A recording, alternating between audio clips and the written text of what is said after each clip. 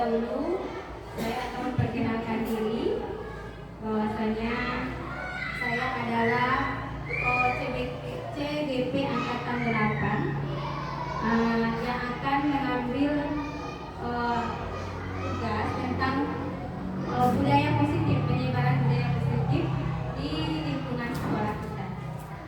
Sebelum itu kami minta waktu kepada kepala sekolah untuk membuka acara ini, karena dengan bantuan ibu juga lah kami bisa maju sampai sekarang ini. Berkat dukungan ibu juga lah saya tetap berada di depan ini, dan nanti juga dengan bantuan juga teman-teman dengan ikut kolaborasi dengan saya sehingga dapat berjalan CGP ini atas bantuan teman nanti kira-kira. Mungkin saya persilakan dulu kepada ibu untuk membuka acara ini.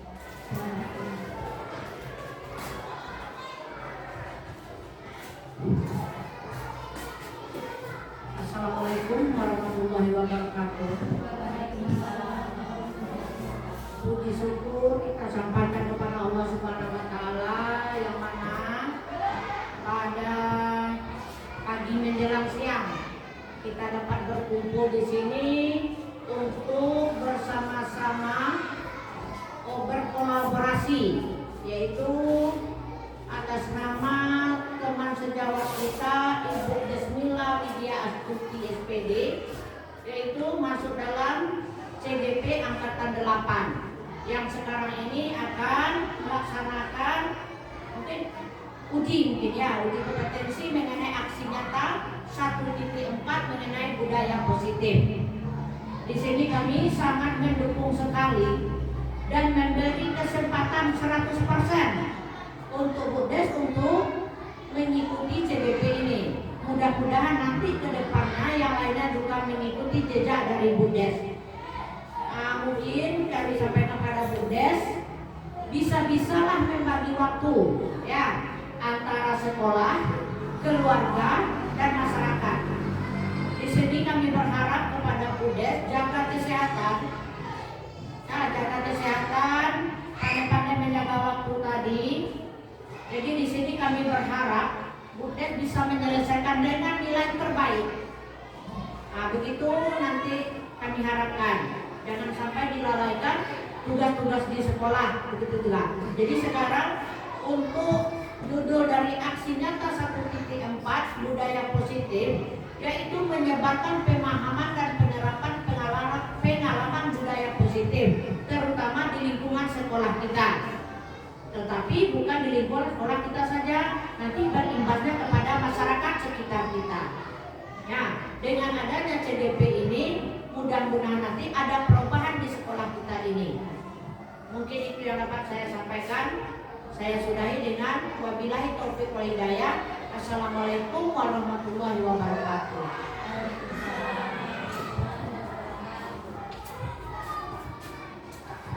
Baik, terima kasih banyak atas waktunya yang telah diberikan kepada saya. Saya pun sebagai anggota CGP Angkatan 8 akan berusaha semaksimal mungkin, karena di sini saya sedikit pengalaman, di mana saya sudah frustasi ya, karena mungkin teman-teman tahu semuanya, keadaan ibu sakit selama 1 bulan. Jadi ini atas dukungan fasilitator ibu yang luar biasa baik, kemudian PP juga selalu mendukung saya. Yang penting katanya selalu jaga kesehatan. Kalau tugas itu insya Allah didukung, kalau bisa dibantu oleh teman-teman. Alhamdulillah di SD ini saya mendapatkan teman-teman luar biasa mendukung saya. Itu yang saya bangga dari sini. Karena tidak semua, karena ada orang beranggapan apalah CGP itu katanya, kan ikut-ikutan katanya. Tapi alhamdulillah ini program pemerintah. Bagaimanapun kita harus ikuti. Ya, lulus tidak-tidaknya nanti itu tergantung dari mereka yang menyeleksi. Yang penting kita ikut aja. Ya, jadi kalau lulus kita alhamdulillah. Saya sedikit pengalaman. Di sini kita berkolaborasi bukan hanya lingkungan SD saja, tapi dari lingkungan seluruhnya. Ada TK, SD, SMP, kemudian berkolaborasi, memberikan pengalaman-pengalamannya luar biasa sekali Bapak Ibu. Kita tidak dapat di situ, kita dapat ilmu. Saya kadang malu rasanya karena ilmu saya masih sedikit.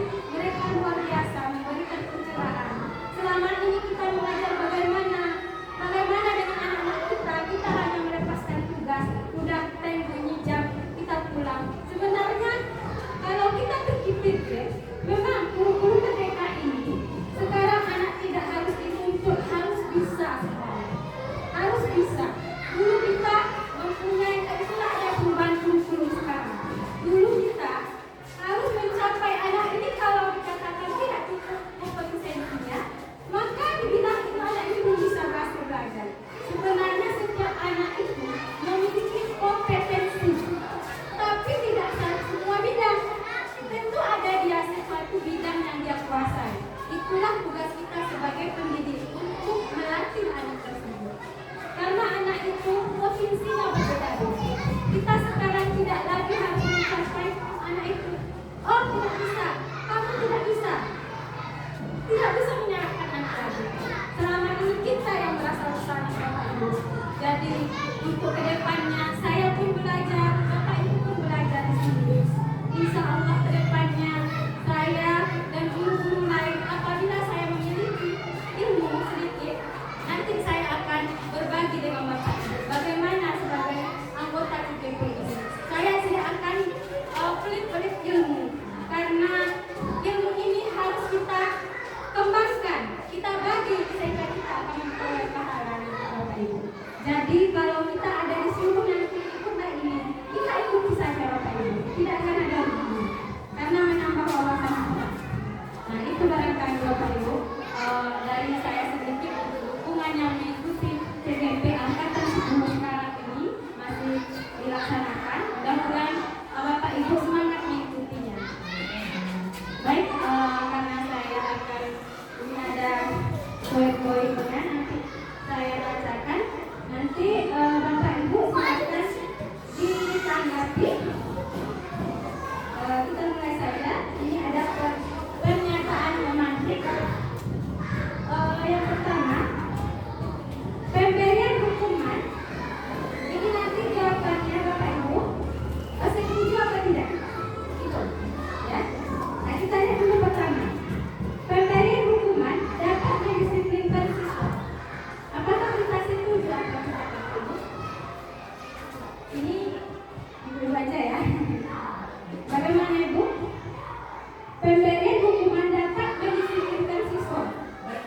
Tidak. Tidak? Ada jawaban lain? Boleh? Tidak? Ya, Ibu? Ya, kepala dalam tidak ya. Pemberian hukuman dapat mendisiplinkan siswa. Ternyata memang benar. Tidak mendisiplinkan siswa tidak harus dengan hukuman Bapak Ibu. Selama ini kita memberi hukuman. Saya sendiri jauh lebih dari kekurangan. Kalau ada anak yang kurang mentaati peraturan kita, selama ini kita dapat peraturan Bapak Ibu. Ternyata hukuman bukanlah salah satu untuk mendisiplinkan siswa. Ya, benar sekali kata Ibu. Ya, selama ini kita melakukan itu ya. Kita lanjut yang kedua. Pemberian hadiah meningkatkan prestasi siswa. Apakah Bapak Ibu setuju atau tidak? Setuju atau tidak Bapak Ibu? Pemberian hadiah meningkatkan prestasi siswa. Hadiahnya mungkin berupa apa? Ya, yang sebenarnya kita kalau kita akan benda, lupa benda. Boleh? Motivasi? Barangkali kita lakukan. Bisa? Bisa. Baik. Pemberian hadiah meningkatkan prestasi siswa. Ya, memang bisa. Ada yang bisa. Ternyata saya bilang kemarin kami menjawab, bisa Bu. Ternyata tidak. Karena hadiah ini ada sifat sementara. Kalau kita tidak kasih hadiah, maka dia tidak akan berubah katanya. Hanya sementara. Kalau ada hadiah, bagaimana nanti anak yang kita misalkan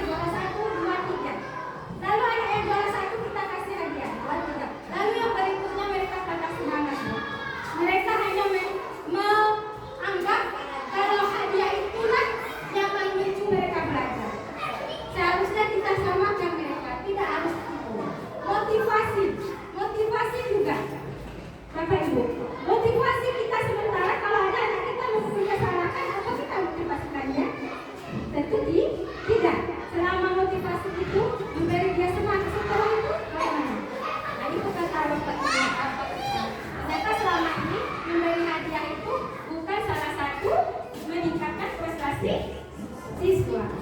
Baik, kita lanjut yang ketiga. Guru harus mampu memberi solusi untuk semua siswa yang bermasalah. Bagaimana Bapak Ibu? Iya, guru harus memberi solusi untuk semua siswa yang bermasalah. Karena kita sebagai pendidik harus untuk memberi solusi, tidak harus kita abaikan. Baik, yang keempat, guru berperan sebagai teman bagi siswa. Ya, kita harus berperan sebagai teman bagi siswa. Kita harus juga bisa sebagai pendidik juga harus seperti itu. Dan baik, terima kasih atas jawaban Ibu semua. Kita lanjut. Tujuan pendidikan. Tujuan pendidikan menuntut segala program yang ada pada anak agar dapat mencapai keselamatan dan kebahagiaan yang setinggi-tingginya sebagai manusia dan sebagai masyarakat.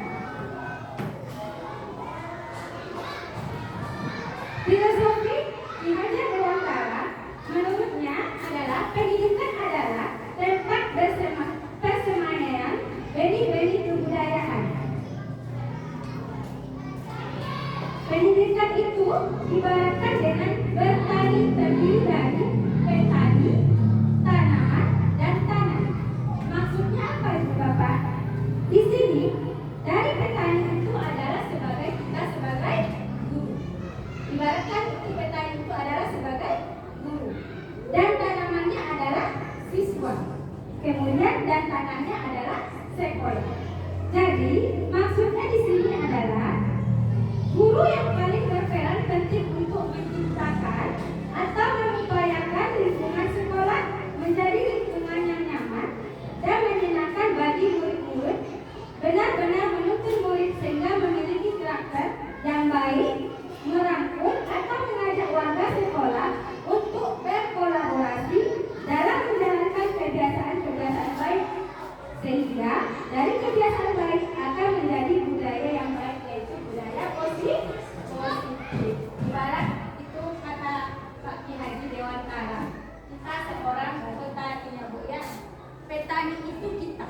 Kemudian tanamannya adalah siswanya, tanahnya adalah ladang. Kemudian kita beri dia pupuk, siapa dia tanahnya, maka akan menjadi kalau kita rawat terus, kita bina terus, kita lihat terus, maka akan berbuah sesuai dengan programnya. Itu Bapak Ibu ya. Nah, jadi itu yang dimaksud Ki Haji Dewantara. Ki Haji Dewantara. Baik, kita lanjut. Sampai situ paham Bapak Ibu? Paham Ibu? Ya, kita lanjut. Sekarang saya minta 2 orang ke depan. Bisa Bapak Ibu? Boleh? Ibu siapa yang maju ke depan? Kita menggunakan perubahan pada maju.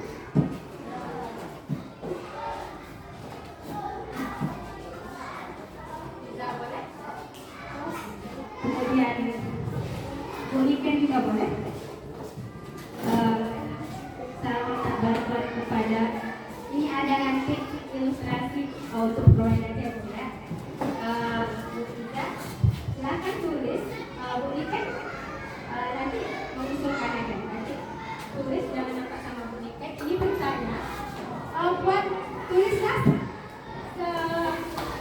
sobek kelas, buat kelas, tulis benda atau sesuatu yang sangat berharga. Yang paling berharga kira-kira, paling berharga yang akan dikempal dalam sebuah tanah itu. Anggap di kertas itu suatu benda yang paling berharga yang dikempal.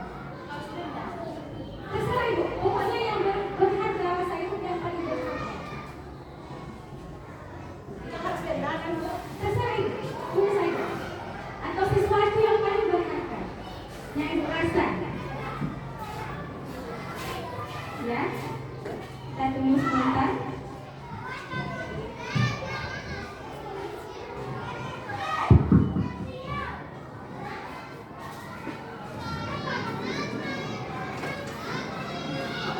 Baik, ya. Sekarang saya ikuti perintah saya yang diberikan. Kira-kira nanti Ibu Niken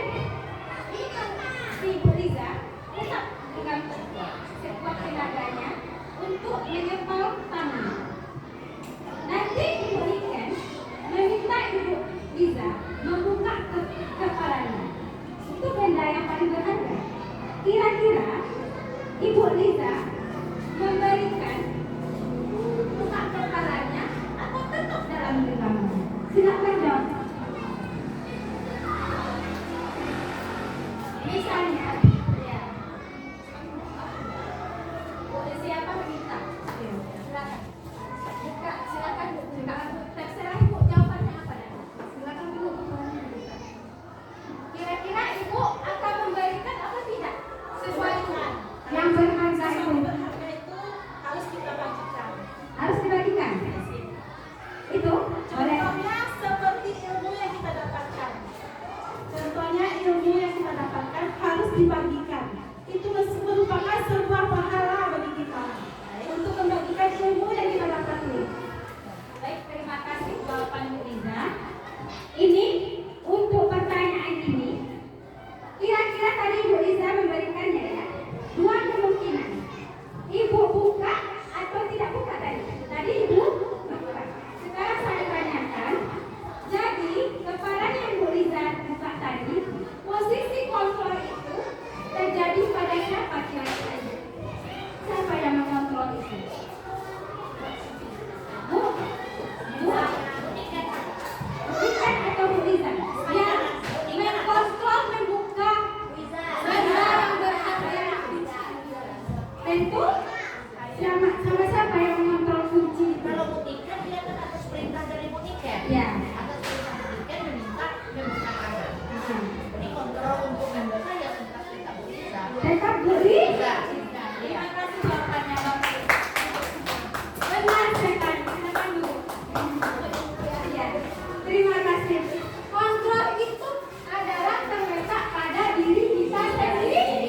Bisakah kita mengontrol orang lain? Tidak.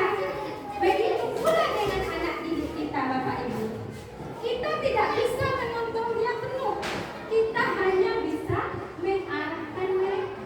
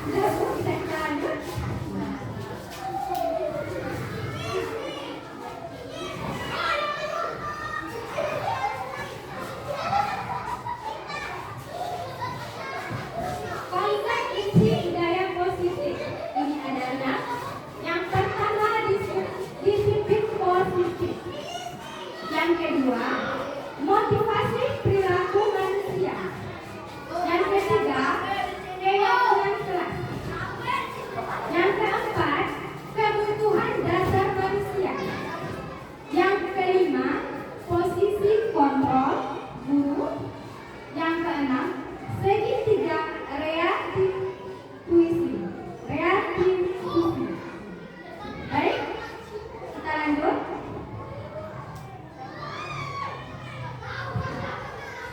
Miskonsepsi tentang teori kontrol.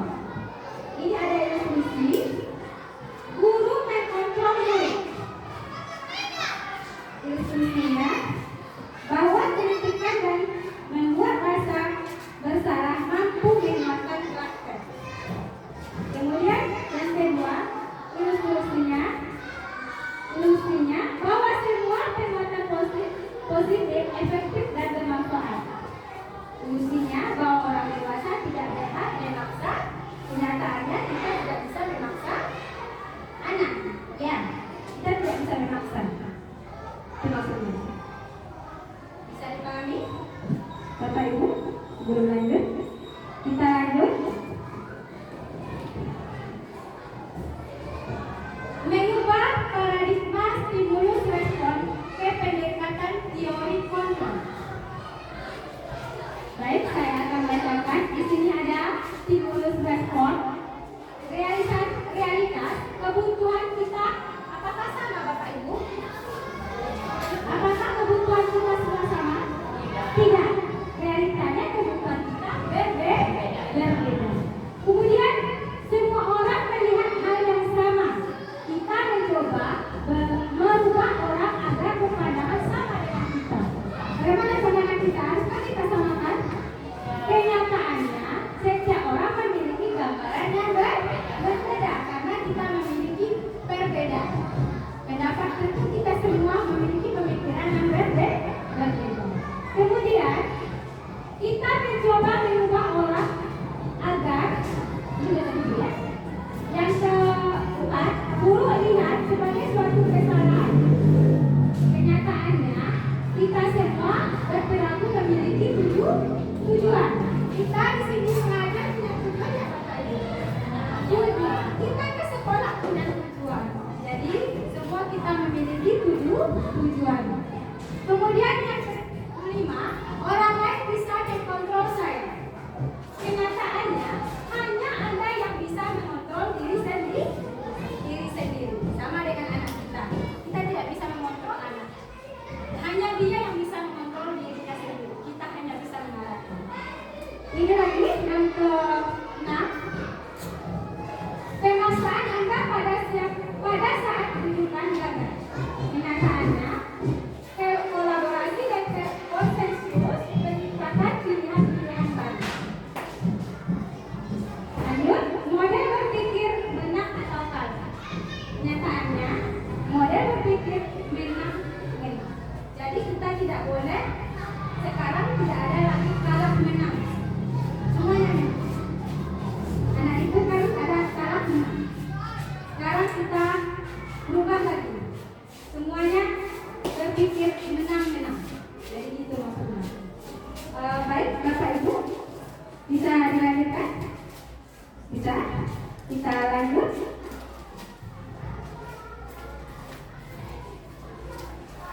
Disiplin positif. Disiplin berasal dari kata disofliana yang artinya belajar.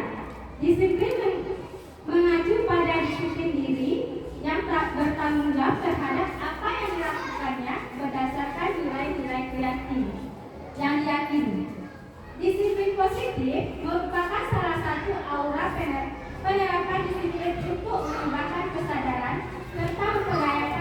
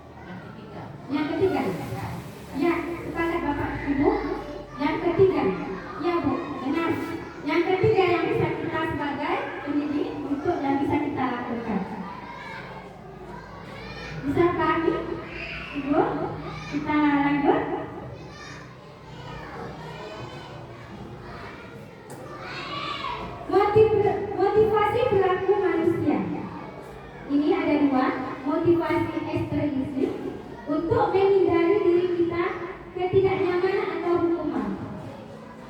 Yang kedua, untuk mendapatkan imbalan atau penghargaan dari orang lain.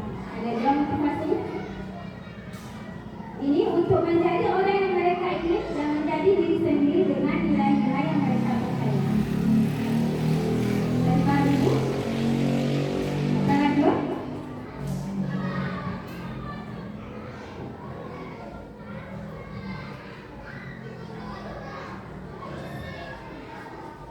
Ini ada pertanyaan, Bu.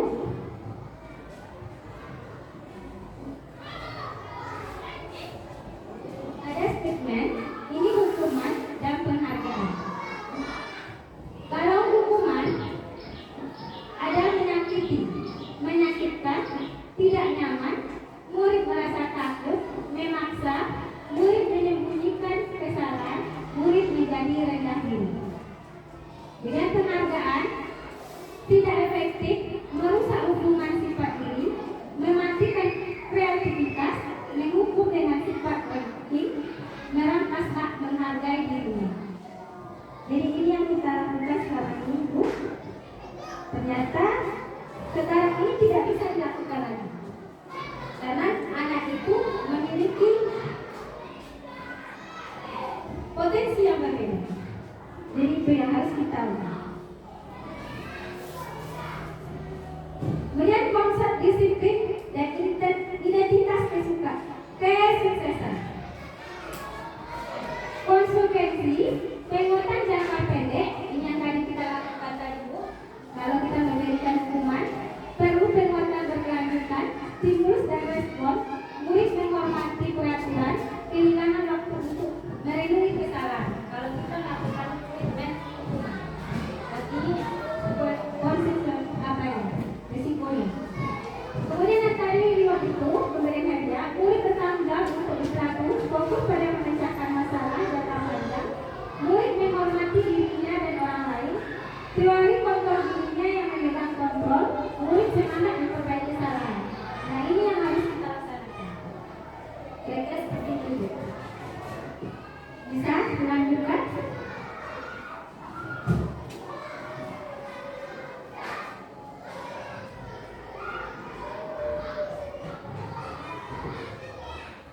Baik, ini ada konsep disiplin pendekatan restitusi, sebuah cara menanamkan disiplin pada murid. Pengertian restitusi adalah proses menciptakan kondisi bagi murid untuk memperbaiki kesalahan mereka sehingga mereka bisa kembali ke kelompok mereka dengan karakter yang lebih kuat. Ciri-ciri restitusi: 1. Bukan menembus kesalahan namun belajar dari kesalahan. Yang kedua, memperbaiki hubungan. Yang ketiga, tawaran bukan untuk pemaksaan. Yang keempat, dituntut untuk melihat ke dalam diri. Yang kelima, mencari kebutuhan dasar yang mendasari kehidupan. Yang keenam, fokus pada karakter bukan tindakan. Yang ketujuh, menguatkan fokus pada prinsip. Nah ini yang ciri yang harus kita, kalau kita ada anak kita memiliki permasalahan, maka kita laksanakan restitusi itu. Anak yang bermasalah itu, misalnya anak kita sering terlambat, misalnya terlambat atau tidak membuat PR, kemudian kita hanya tegur saja, maka dia tidak akan melakukan perubahan. Oleh karena itu, kita bawa dia, kita ajak dia, kita kayak BP ya, kita panggil dia, maka kita beri dia bagaimana kok bisa seperti ini, kita analisis dulu apa permasalahan dia sering terlambat, apa permasalahan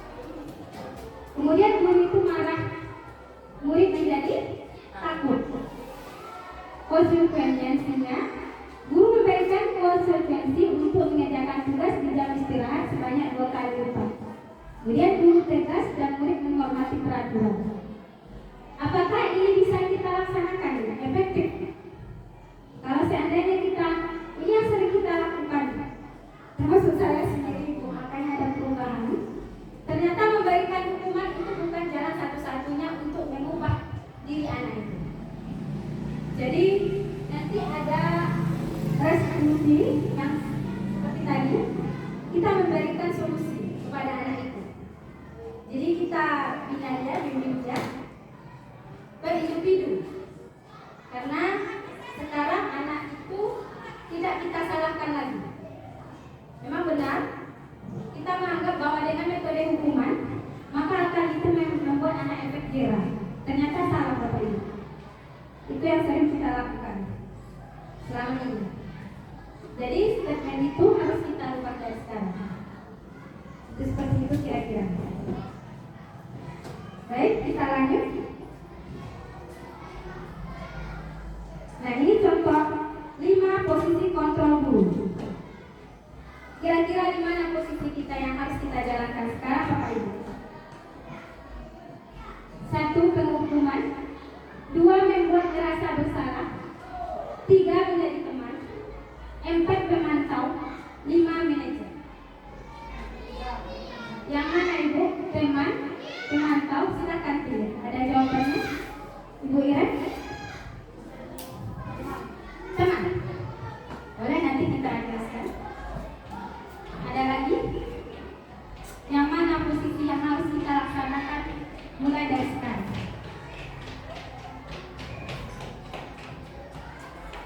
Posisi kontrolnya posisi mana yang kita lakukan untuk saat ini?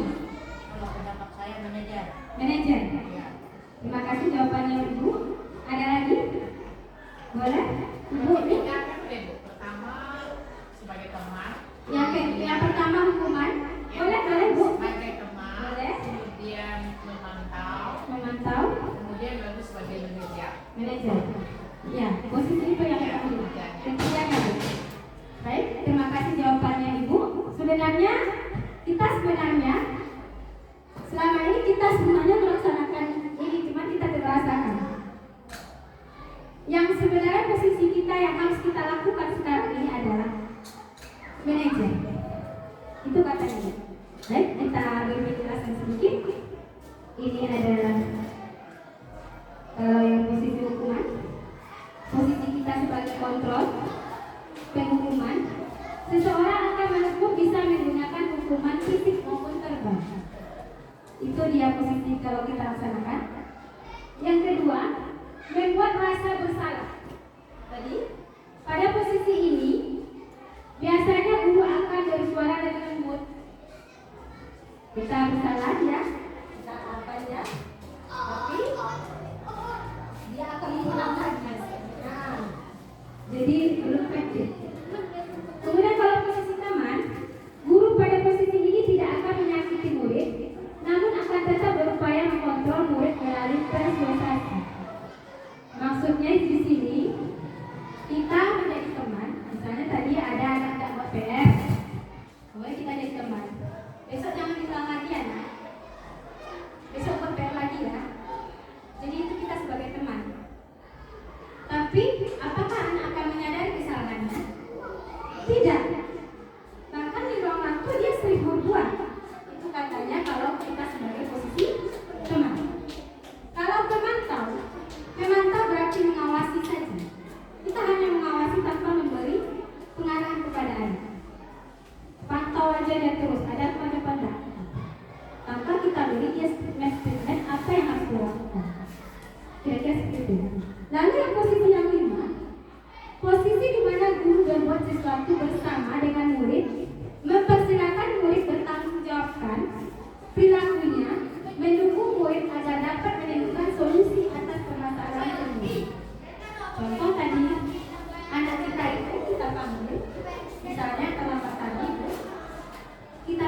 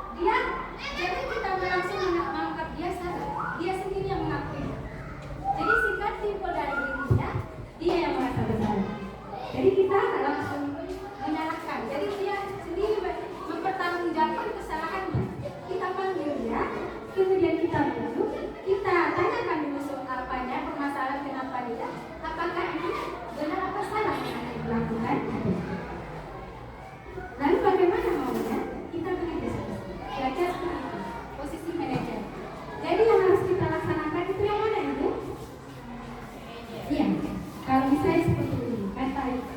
Tapi saya belajar Bu ya, saya pun belum mampu.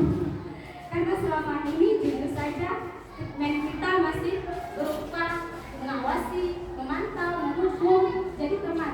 Jangan pernah lagi, jangan ulang lagi. Coba kalau enggak, buat lagi. Gitu. Tanpa kita beri dia segmen. Bisa itu dipahami? Kita lanjut sampai di sini. Ada yang ingin ditanyakan Bu? Nanti aja, terakhir. Sudah kalah Ibu? Ya, kita lanjut. Baik, kita lanjutkan. Mari kita contoh ini, perhatikan contoh ini, Bapak Ibu. Nanti silakan jawab di posisi kontrol yang mana tadi. Kan ada 5 posisi kontrol. Ada tadi ingat yang ini dimana? Membuat rasa bersalah, teman, memantau, manajer. Mari kita sama-sama ini posisi kontrol yang mana ini? Pertanyaannya. Ibu kecewa sekali dengan kamu. Merasa bersalah. Ya, kita lanjut. Ini posisi kontrol yang mana Bapak Ibu? Yang lima di antara 5 itu. Kamu tidak pernah benar melakukannya. Yang mana itu? Manajer, teman. Kita buka aja tadi. Pemantau. Ada 5 tadi Bu. Memantau. Kamu tidak pernah benar melakukannya. Ya, memantau itu Bu. Pada kita. Ya. Kita lanjut.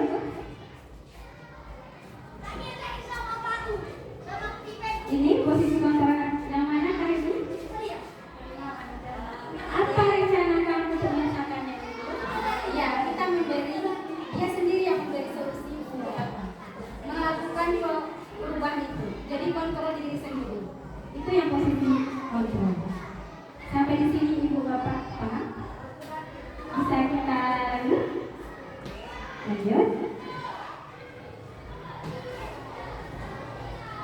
Nah, ini keyakinan kelas. Mengapa keyakinan kelas? Mengapa bukan peraturan kelas? Nah, sekarang kita tak buat peraturan lagi. Kita sama dengan kesepakatan lagi. Ya, keyakinan itu kesepakatan kita bersama. Kalau kita kan buka peraturan jam ini tidak berlaku. Jadi rupanya harus kita laksanakan lagi keyakinan bersama. Bersama-sama kita sepakati. Bukan aturan. Iya. Peraturan itu tidak ada lagi. Apa bedanya keyakinan dengan peraturan? Apa bedanya? Silakan Ibu, kira nggak apa-apa Bu. Kita tidak mencari yang benar. Nah, silakan.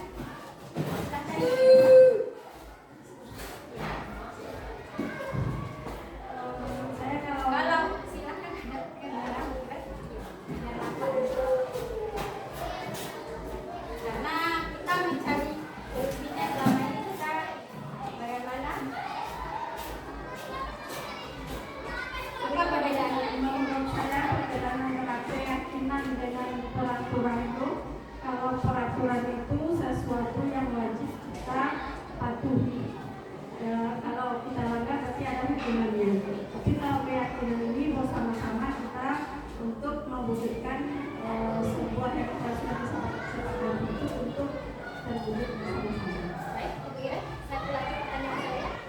Peraturan kalau keyakinan kita yang buat atau siswa? Kesepakatan bersama. Terus kalau peraturan? Peraturan sekolah yang membuat. Sekolah bisa dari Pihak sekolah atau pihak guru yang membuat, yang sebenarnya itu mengenal, tapi belum tentu anak-anak bisa setuju. Terima kasih jawabannya. Ya, benar sekali Ibu. Keyakinan itu kita membuat kebersamaan, kesepakatan bersama. ada keyakinan bahwa ada diri tanggung jawab mereka, bukan kita yang buat. Kalau peraturan kita yang buat, otomatis itu memaksa anak harus ini. Kalau dia melanggar kesepakatan itu, tentu ada konsekuensinya. Tentu dia akan melaksanakan konsekuensinya itu. Bisa dipahami? Itu yang kita laksanakan untuk selanjutnya. Bisa Ibu? Bisa kita lanjut sampai sini Pak? Contoh sebelum itu, kira-kira kita melakukan kendaraan, kita kan mengendarai menggunakan sepeda motor menggunakan helm. Sekarang yang saya tanyakan, helm itu peraturan atau keyakinan? Peraturan atau keyakinan? Peraturan yang pertama. Yang pertama peraturan. Jadi kalau ada statement keyakinan, ya Ibu, sebenarnya itu harus keyakinan kita. Helm itu untuk apa gunanya Ibu? Iya, untuk keselamatan. Kalau tanpa helm, kita yakin kita bisa selamat. Kepala kita kalau ada umpama tidak terjadi kecelakaan atau apa. Jadi peraturan itu kalau kita memang memaksa kan. Jadi kalau kita statement itu, helm itu kita fungsikan untuk keyakinan kita sendiri, pasti kita menggunakan walaupun dekat, pasti kita menggunakan helm. Kalau kita merasa yakin bahwa itu gunanya untuk keselamatan kita, selama ini statement kita bahwa helm itu hanya peraturan dari kepolisian, kalau tidak pakai helm kita ditindak. Jadi statement itu yang harus kita ubah, Ibu. Jadi helm itu kita jadikan keyakinan bahwa itu untuk keselamatan kita. Seperti itu juga dengan anak itu. Bisa Ibu dipahami sampai di situ? Bisa ya. Terima kasih atas jawabannya. Kita lanjut.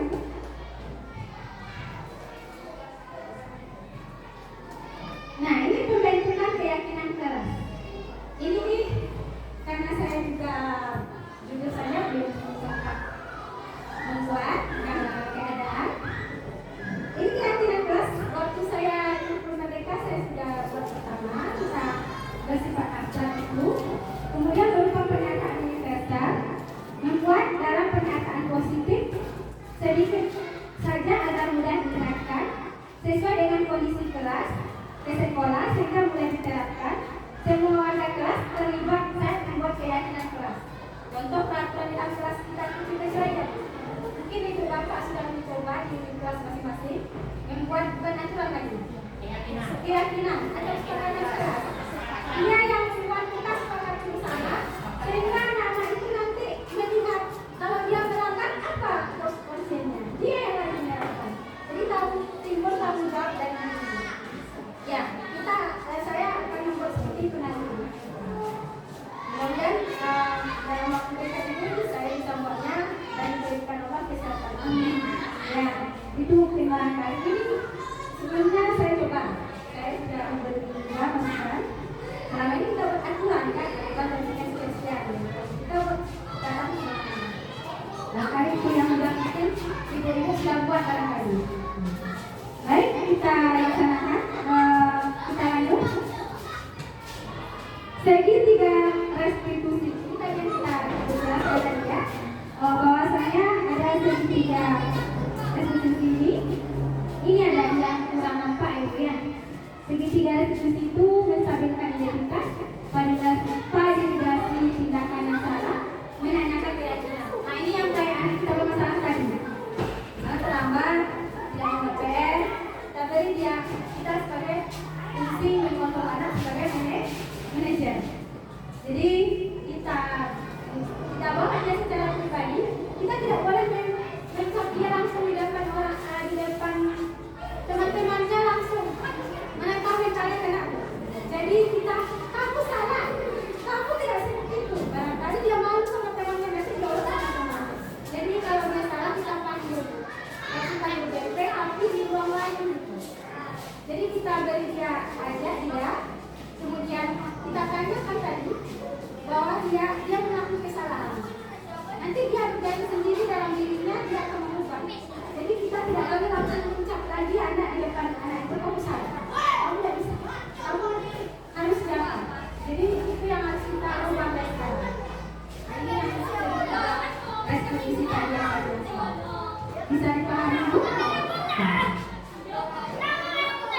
Kita lanjut.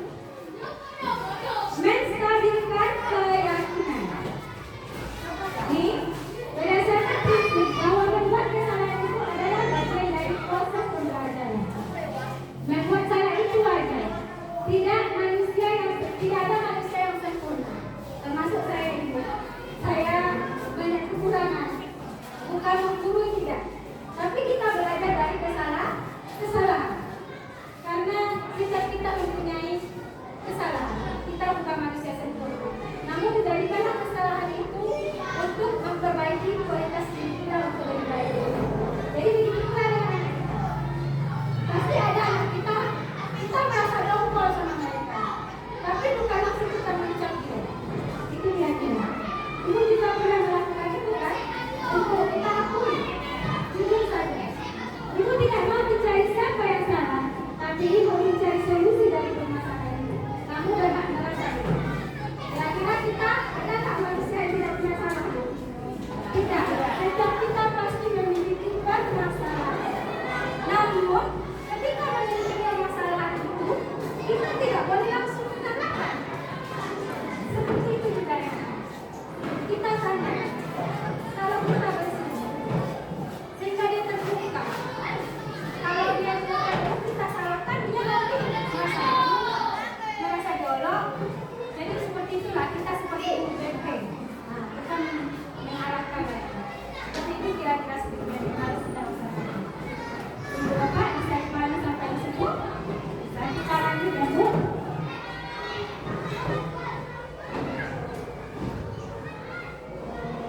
Validasi tindakan yang salah. Berdasarkan prinsip bahwa setiap perilaku berupaya memenuhi suatu kebutuhan tertentu. Kamu pasti punya alasan mengapa melakukan hal itu. Tentu kita pernah melakukan kesalahan apa? Pasti kita punya alasan punya. Kita ada salah kayak kita ada kesalahan. Pasti ada alasan dia melakukan kesalahan. Kadang kamu bisa melakukan yang lebih buruk dan untuk kita langsung mencap dia anak ini, kita menghukum dia. Jadi kita kadang itu belum tentu solusi bagi dia. Jadi kamu patut bangga karena telah melindungi sesuatu yang penting buat kamu. Kamu melakukannya karena merupakan sesuatu yang penting bagi kamu. Jadi kira-kira seperti itu, Ibu.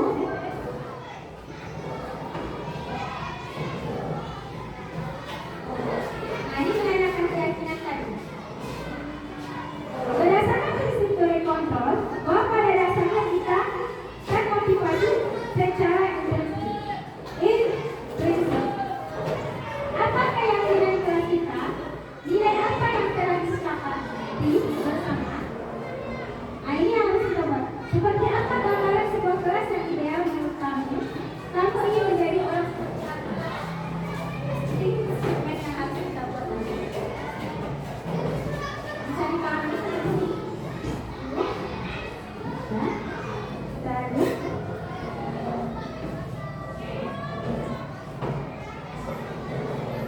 Nah, ini refleksi. Sebelum refleksi, yang ditanyakan, ini nanti pertanyaan yang terakhir ini. Sebelum refleksi tentu ada keraguan Ibu yang ingin ditanyakan, kira-kira apa, selalu saya jawab. Namanya kita belajar kalau tidak benar, ya kita solusikan bersama. Ibu ada kendala misalnya atau selama ini saya juga belajar di CGP, memang belajar sekali Bu. Saya merasa memang jauh sekali ilmu saya dari mereka. Tapi namanya kita belajar berbagi ilmu, mudah-mudahan kita bisa bersama-sama sekolah, terutama kita sekolah. Jadi sebelum saya tutup, Ibu ada kira-kira yang ingin ditanyakan, silakan. Nah, nanti saya refleksi akhir ini, nanti pertanyaan kita refleksi sama Ibu sama-sama. Ada yang demikian? Selama ini Mungkin kami semuanya sudah paham dan kita sama-sama belajar lebih banyak lagi. Ya, untuk kedepannya kita sama-sama belajar, sama-sama mendukung, berkolaborasi untuk meningkatkan bagaimana baiknya sekolah ini ke depannya. Jadi terima kasih sampai. Terima kasih banyak masukannya. Terima kasih semua. Ada lagi teman-teman yang sama mengajar? Yang Ibu Rita, ada kira-kira Ibu masa sebentar aja Bu dalam senang gambar Indonesia selalu. Ada kira-kira Ibu? Iya. Terima kasih dukungannya Bu. Ya, kalau tidak ada kita akan sebentar Ibu. Ini pertanyaan akhir. Hal baru apa yang berubah pada jiwa saya yang saya akan dapatkan? Tentu selama ini kita akan melakukan seperti ini. Setelah belajar ini bagaimana perasaannya Ibu? Silakan. Dalam maju Ibu bisa. Setelah paparan dari saya itu, silakan apa kira-kira yang Ibu rasakan setelah belajar itu? Pendapat tadi saya memberikan sedikit yang saya dapat di CGP ini. Jadi Ibu setelah seperti itu apa yang ingin Ibu lakukan? Silakan Ibu. Ini ada rekan media. Sini.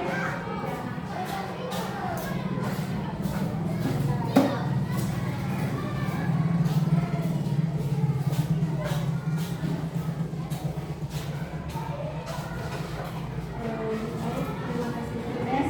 Jadi dari awal mata PowerPoint ini dan Tudes sampai akhir yang menjadi PR juga bagi saya sebagai pendidik itu tentang hukuman dan motivasi ya. Jadi yang selama ini kita kerjakan anak-anak tidak membuat PR besok ini hukuman untuk kamu dan ternyata itu adalah sebuah kesalahan yang sudah kita lakukan. Jadi yang ingin saya ubah untuk menjadi kedepannya dalam kelas itu menjadi manajer yang akan menjadi manajer diri bagi siswa. Jadi itu pelajaran yang bisa saya dapat untuk hari ini. Terima kasih banyak Ibu Iren. Untuk selanjutnya ada lagi Ibu yang bisa mendapatkan yang satu Ibu Rida, Ibu yang terima kasih. Alhamdulillah ada lagi. Terima kasih atas waktunya terutama di kepala sekolah juga